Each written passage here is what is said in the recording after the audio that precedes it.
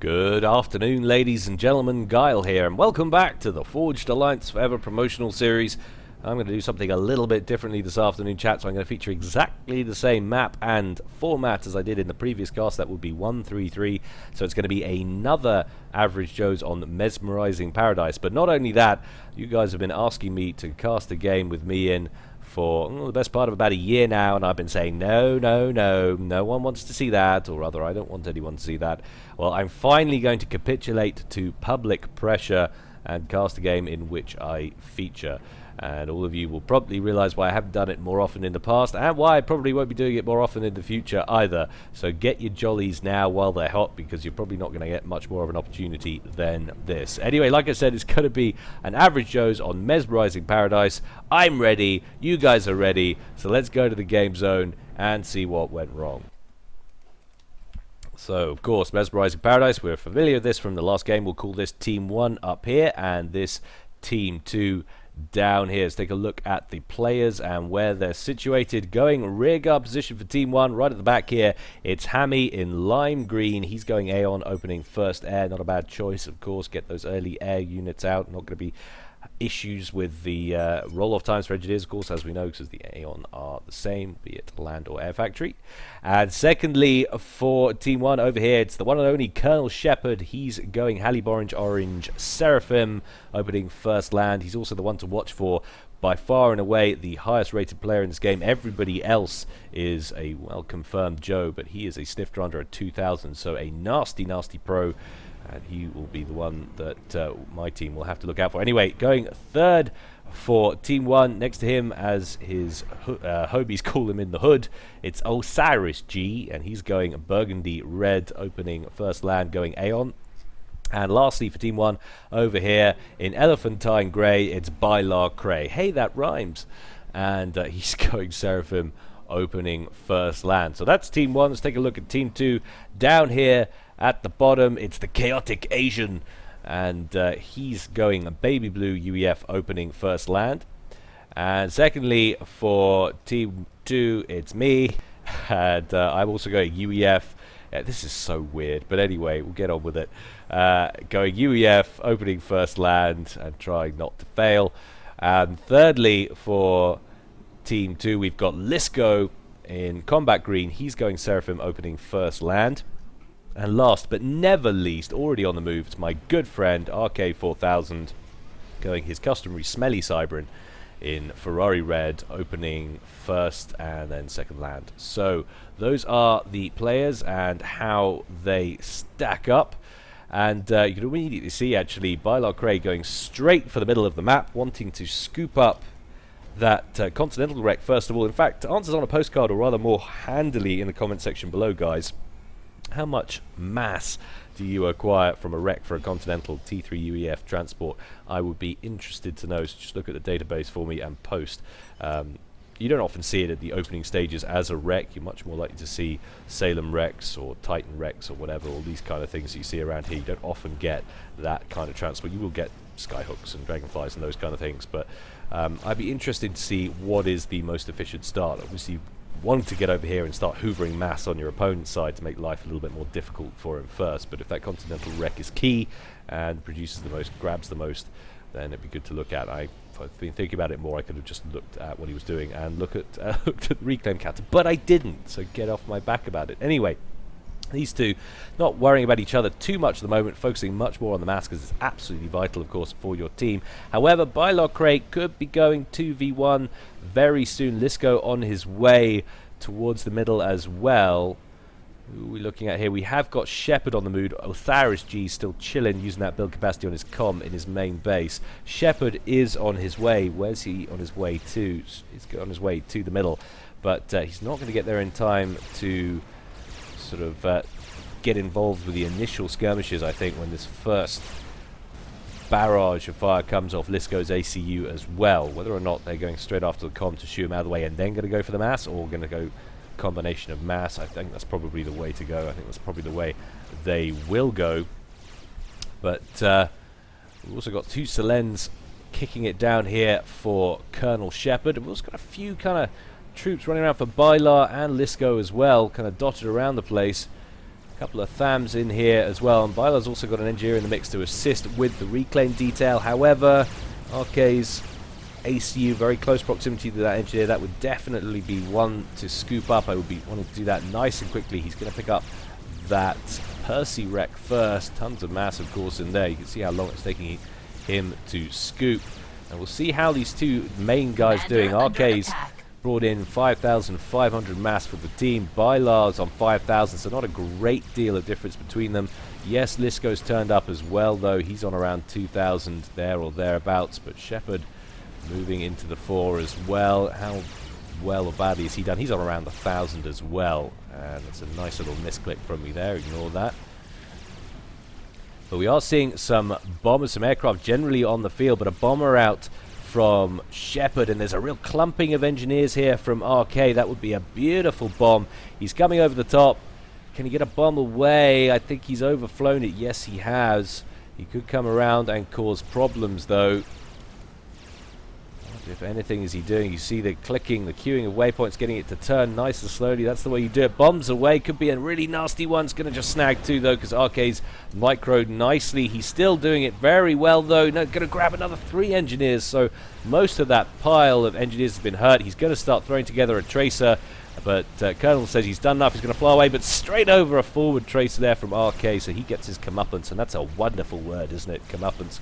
Very nice indeed. I want to say that more often. But anyway, Bylar skirting into the water, and Shepard going into the water as well. So RK and Lisko, all of these guys, all these ACUs seem to be around the same kind of thing. We've got 7,400, 7,700, 7,300, 7,200. So it's all kind of the same amount, roughly.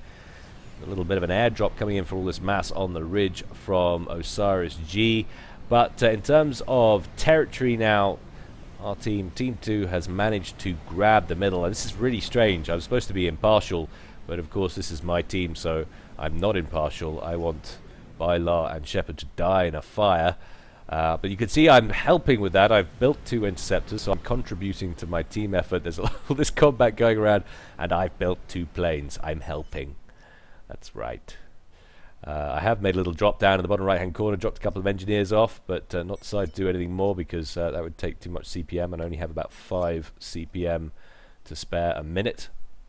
Meanwhile, Shepard also going to expand. He's doing it much more efficiently than I am, as you would expect. Chaotic Asian making a pass with the bomber as well. Took something out there. Was that an engineer? I think it was. Not going to get another pass, though. A couple of entities coming in there from Shepard. Blasts him out of the sky. But he is at least causing problems. But look at this. That's quite a hunky group of units there from Lisko and RK. 6 minutes in this game, and both ACUs kind of in the water. Bylar on an upgrade. Shepard not on an upgrade at the moment, so he could come and assist. And we've already had some Mantis get in the back here, taking out 2 engineers. That's not going to finish off the last one, though. He's going to survive with 29 hit points thanks to these guarding Thams, but there's a lot of units which could cause major difficulties in the middle of Bylar's base. They have got this 1 unit of point defense already surrounded by wall sections, but are there any Medusas and Zeus in the mix? Yes, there are. RK getting them slaughtered up the front, though, up against those Thams. What can we actually see at this point? We are aware that that PD exists, which is why they are taking such a wide berth around it.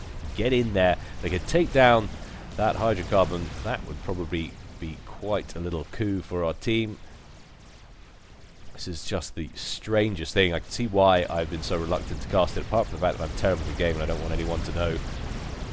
It is so strange commentating on your own game, but indeed, Lisko now going straight after this hydrocarbon. There are quite a few defending Thams out from Bylar, but there's also some Zuis in the mix around here, and the last couple of shells managed to finish that off. How does that hurt Bylar? It does knock him down a little bit. I have to rectify something. Has he finished his upgrades? No, he hasn't. He's turned something off, though. Immediately recovers the power situation. And now Osiris G going to get involved with the comm. What's he got on that commander, if anything? Under attack. Nothing on it as yet. But look at this for Team 2. Let's go RK developing the area very nicely indeed. That is a ton of factories in this game, but look at this. So 14,500. So It looks like he has gun upgrade and T2. Gyle's com. He has got the gun upgrade and T2.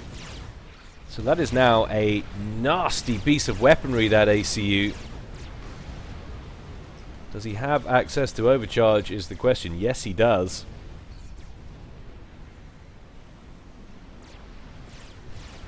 I managed to add a couple more planes to the pile because I'm helping. I am helping. RK and I were on Mumble. He asked for some power. I gave him 2 power gens. I am officially not just ecoing. I am actually helping. But look at this. You can really see the difference. 91 mass per tick as opposed to my 50. In fact, most other people are around 50. Lisco's doing pretty well on 66, but you really notice the difference between the pros and the rest of us. Nice overcharge there.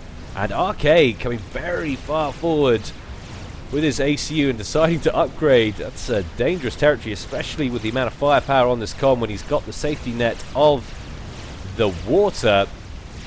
And now he's spotted it. Oh my god, that's the most beastly overcharge I've ever seen. Million units just went up, and another one. This is going to be the problem. Now that he's worked out RK is stuck here, he's continuously funneling units in to try and assist that comm to get that done, whatever it is. He's just going to be able to brutalize RK Commander, who's already down on hit points compared to the amount that's on that Commander, and he's actually up to 18,850 at max because of veterancy. Another beautiful overcharge, and RK is suffering so badly right now. He's committed. He doesn't want to waste all the resources that have gone into that upgrade. He's on around 50%. But how much do you have to lose before you call it a day and back up? 6,000 hit points left on RK's comm, 10,500 on Bylar. This is not going to go your way, RK. Nice overcharge all day. Bylar is taking a lot of fire from this other Mantis, though. Another rank of veterancy takes him to 20k, and RK cancels and has to retreat. That's a bitter, bitter pill to swallow. Lots of mass and energy in the proverbial SOPCOM toilet at that point. And I'm trying to do what I can with a few bombers here and there, working out where Shepard's expanded to. We've already got T2 in the air from Chaotic Asian because he knows how to play this game.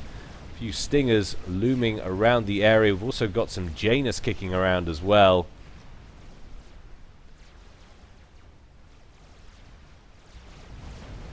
But Bylar recovering nicely. 12,000 hit points on the clock. He's going to move back, and he's probably going back to defend his base because Lisco has an entire legion sitting in the center of his base. Colonel Shepard's got bored. He's gone home. There is no one left defending his base, so he can't continue to brutalize RK with that comm. He's got to return and try and defend and build up his base, which, to be honest, has been in tatters for a significant proportion of this early game. Lisco's been implementing a small PD creep into the center here. Take a look at the reach on that, and that is going right to the edge of this. Doesn't quite reach that factory, but it does stop that mechs from being taken. He's already reclaiming some of the wrecks of the base with engineers. How very cheeky of him. Very cheeky indeed. But Chaotic Asian coming for a nice pass on Osiris's base with some Janus. Colonel Shepard's going to come in to try and follow up with some interceptors, but he didn't quite get there in time. But uh-oh, we have T3 air from Hammy. He's been rather quiet this game so far. We have ASFs on the field. It's going to cause problems for my team. Some pings going down already.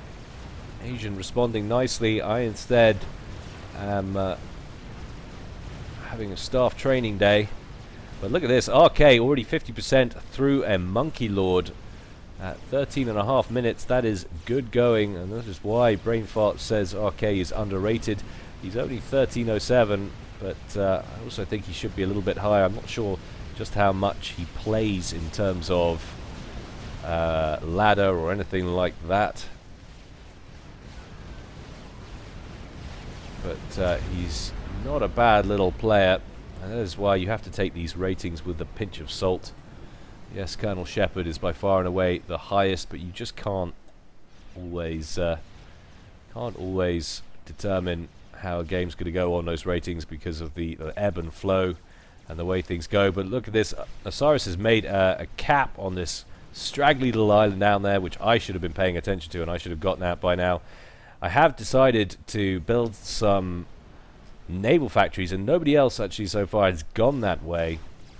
But because of the relief of the land, naval bombardment is kind of difficult. Getting around the back, you can cause some damage around here, but there is some kind of shelter. Generally, cruisers are the way to go. Try and bombard with missiles, but that's a lot of Nothas there from Shepard. T2 Seraphim fighter bombers coming straight after Lisko's commander. Sniper tent incoming, takes him down to 1,700 hit points. He's on the move. A couple more coming. Is he going to be good enough on the pass? There's a lot of flak in the area. I've scrambled my interceptors, and so has Asian. RK telling him to get underwater. I think I was shouting at RK on Mumble to tell him to get underwater because it was only RK and I that were on Mumble.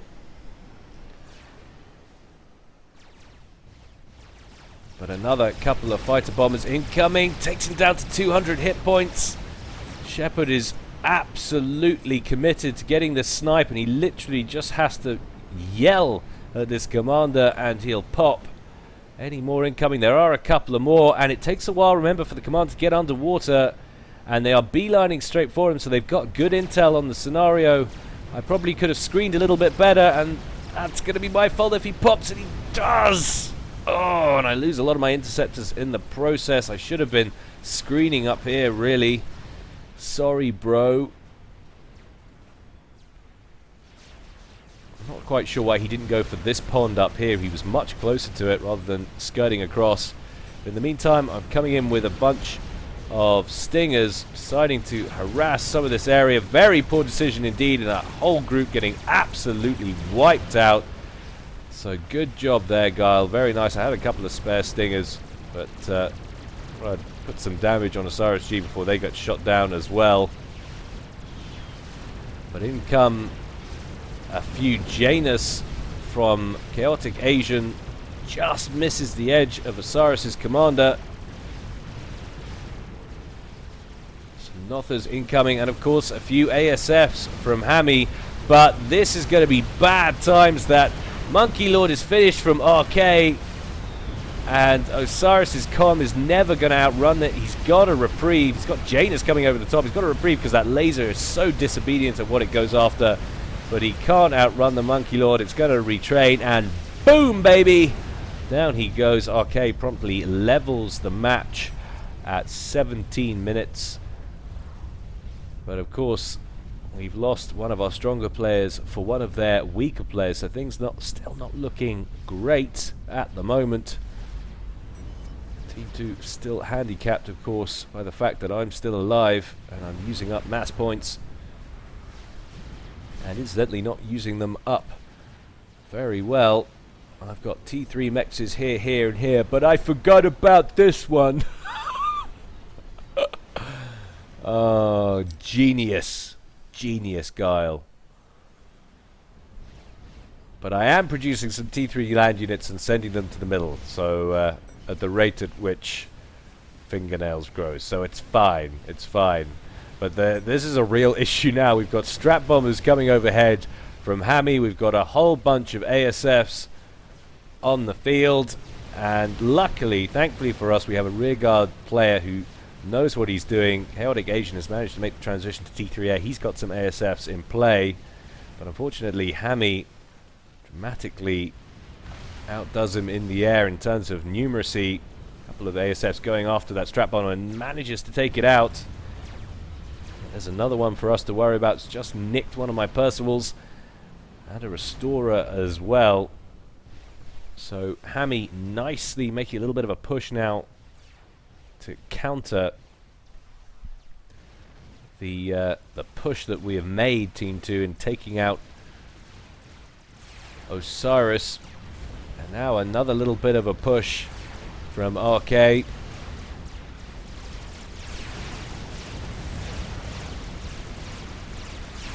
T2 PD blapping away.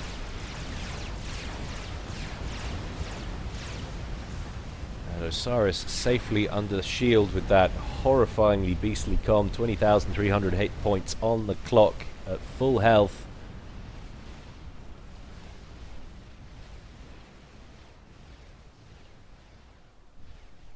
And now it looks like we enter a slight lull. We've got a couple of Nothers flying around from Shepherd.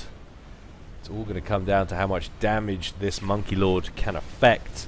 It's coming underwater. What have they got in terms of coverage? Not a lot. They've got to know it's coming. They know that there's a Monkey Lord about. And wisely, Gyle is getting out of there. Still, of course, a danger from the Monkey Lord underwater that does have torpedoes, but it's going to cause some issues for his main base. Poor old Gyle just can't seem to get a foothold in this game in terms of base. He's been doing a brilliant job with that ACU in the early game. Down goes the shield. But look at that. Shepherd turns up at just the right time with a bigger experimental. And that's going to be a free mass delivery in the center of Gyle's base. It's going to cost him a lot of his base to do it. Okay, turning around, trying to get into the water. Shepherd not pursuing, but he doesn't need to. One of those little plasma balls of death turns up at exactly the right point.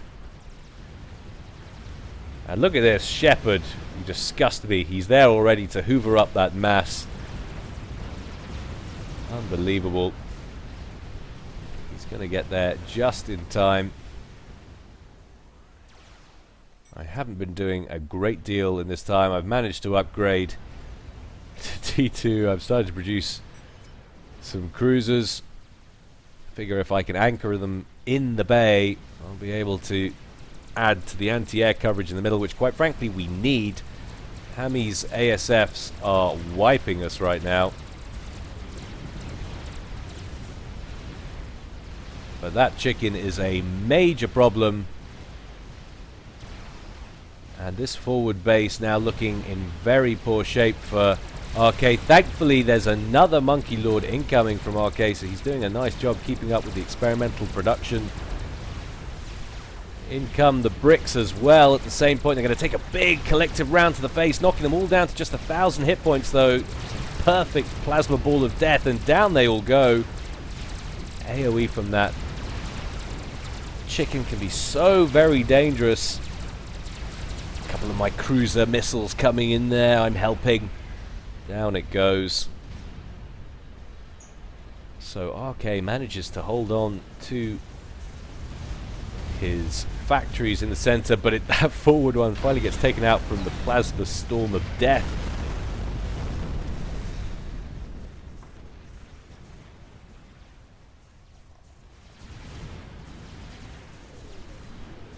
Shepherd busy hoovering stuff up.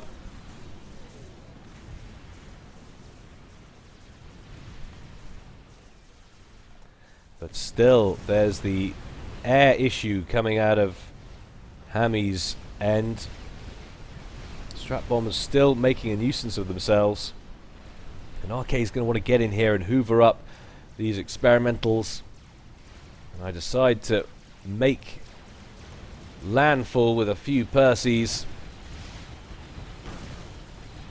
And Shepherd doesn't manage to get the transport away in time. There is another chicken on the way, so I'm going to move the Percys back into the water. Try and skirt away from him. Gyle's asking for assistance about the Percys. Down go the T2 P-Gen. Gyle having virtually no power of his own in this game so far. Onward marches that chicken though. Okay, halfway through scooping up the wreck from the last chicken. Just doesn't have much on the field.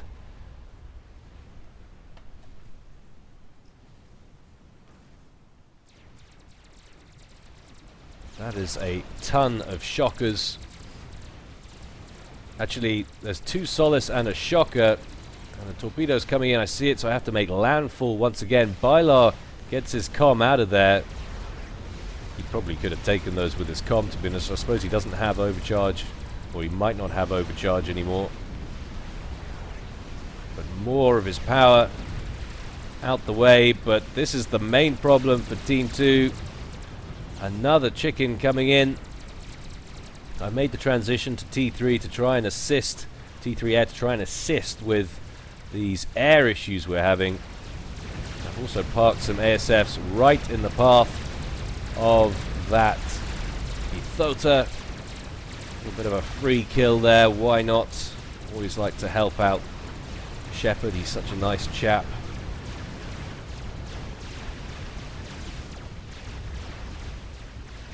And RK trying to get a Megabot together, a Megalith, which is the last vestige of his home. Thankfully, Chaotic Asian turns up with a fatty at just the right time. A little bit of combined pressure.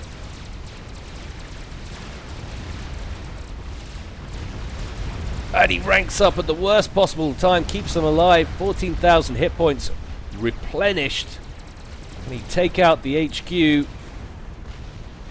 going to be close. He's not targeting it. He's trying to chase down the fat boy. I think that's a mistake, but down he goes. If he'd have killed off that HQ, that really would have made life difficult for RK. But he holds on to it. There is still the Ion Storm. No, he doesn't. The Ion Storm knocks it out of commission. You forget just how much damage that does. That's absolutely brutal.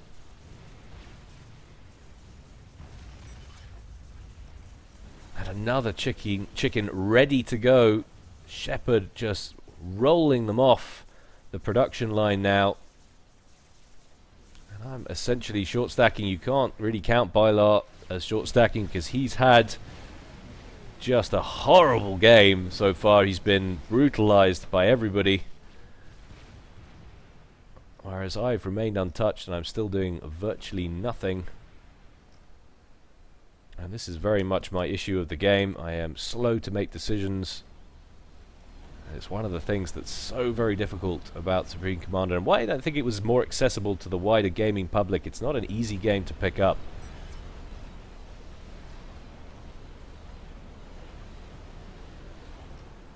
Gone into some broadsword production, but it's a nice, efficient looking base running from Chaotic Asian, who's really hammering together the ASF count.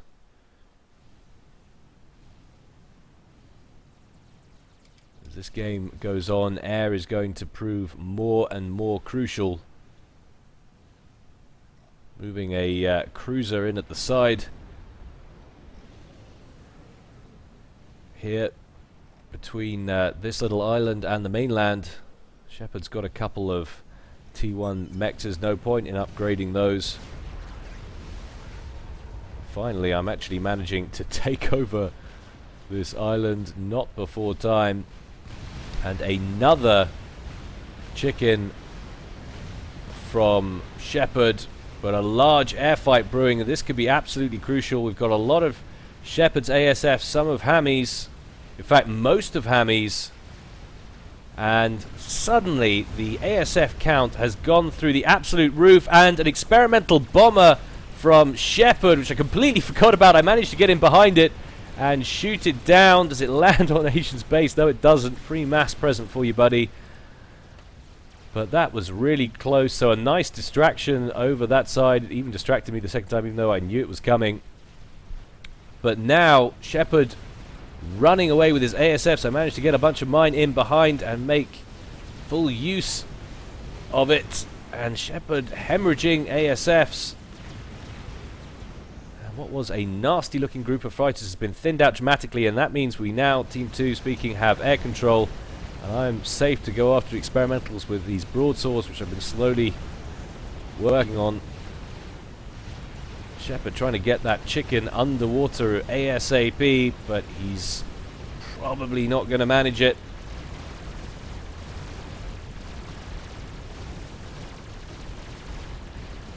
Just shallow for so long, this little bay. Looks like it only gets deeper around about here, really.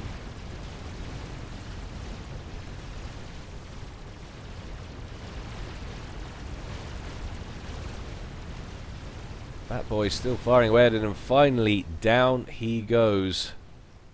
There's still the odd Solace and Strat Bomber flying around from Hammy, but Team 1's air power has just been decimated or eradicated, and at this point I've decided, if all else fails, build a nuke launcher and go for a nuke. I literally had no idea where to go next.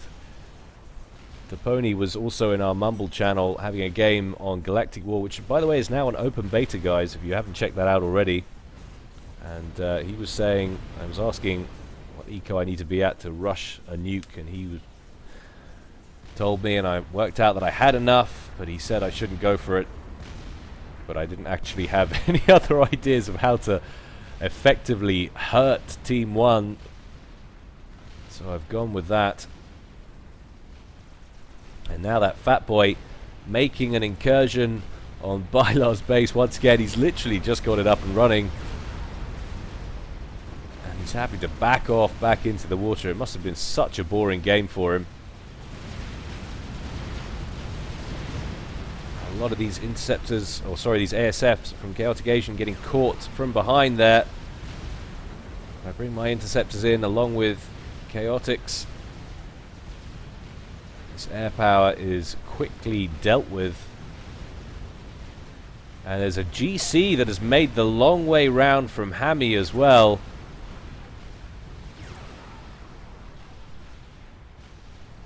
Immediately I reassign the broadswords to try and deal with it, and there are virtually no ASFs left on the field for Team 1, so they're not going to be able to deal with the broadswords. I'm going to have free reign on that Colossus. If I can remember to actually go after it. Making a little bit of a scout with some T2 Stingers, looking for something to go after. Finally I recognize the danger again and send the broadswords back. Nice work. You can see Hammy's going after that Fat Boy, trying to chase it down. Chaotic Asian on the run, running for his life, wants to get in around this hillock. It's gonna be close. 30,000 hit points left, and falling on that Colossus, but still taking Strat Bomber fire. Shepard just building them, sending them into their death, but getting one bomb off, trying to kill off this experimental, but not going to manage it. Down goes the Colossus as well.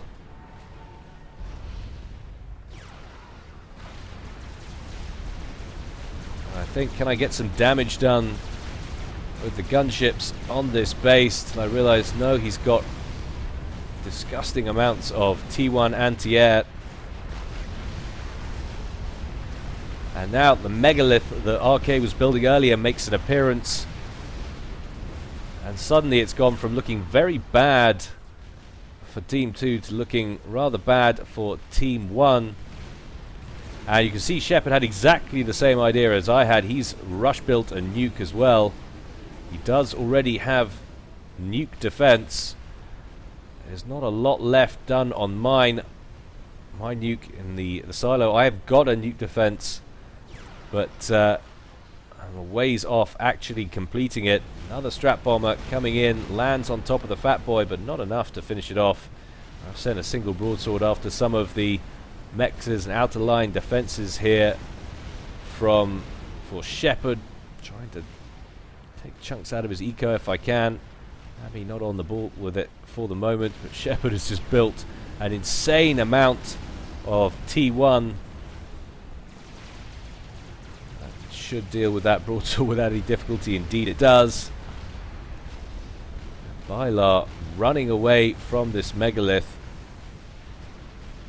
It's going to have a tough time of it. That megalith, of course, sporting torpedoes. And a wave of spy planes from Chaotic Asian shows up that they have nuke defense and a nuke launcher. And that was pinged. And I now have a nuke ready in the silo, so we need to kill that nuke defense ASAP.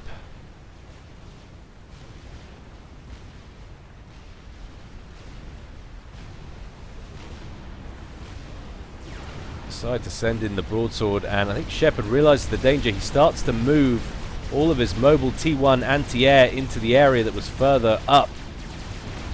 Broadswords, chunky as hell, take an absolute kicking, but they also put out a ton of DPS.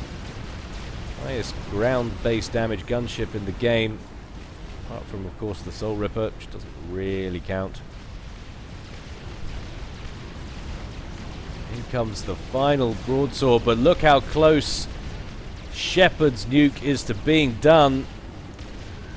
Just managed to take it out.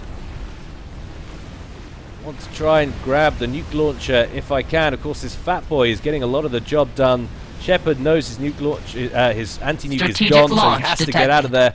I fire a nuke, and it's primed at the center of his base. Shepard's going to get well out of the blast radius, but he's walking headlong into a fat boy. I'm trying to finish off the nuke. I see it's powering up. It's going to get really, really close. A few hundred hit points left on the broadsword. It's down into the red. Detected. 600 hit points when the nuke fires and the gunship goes down. So Shepard manages to get his nuke away.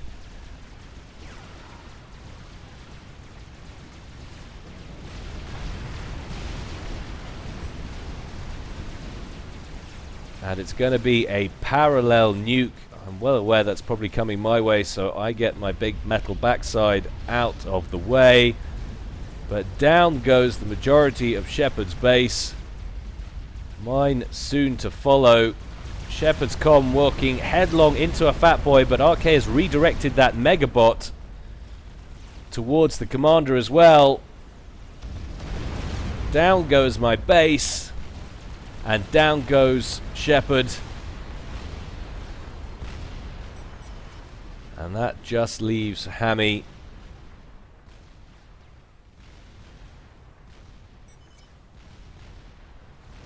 And at this point, it is well and truly over for Team 1.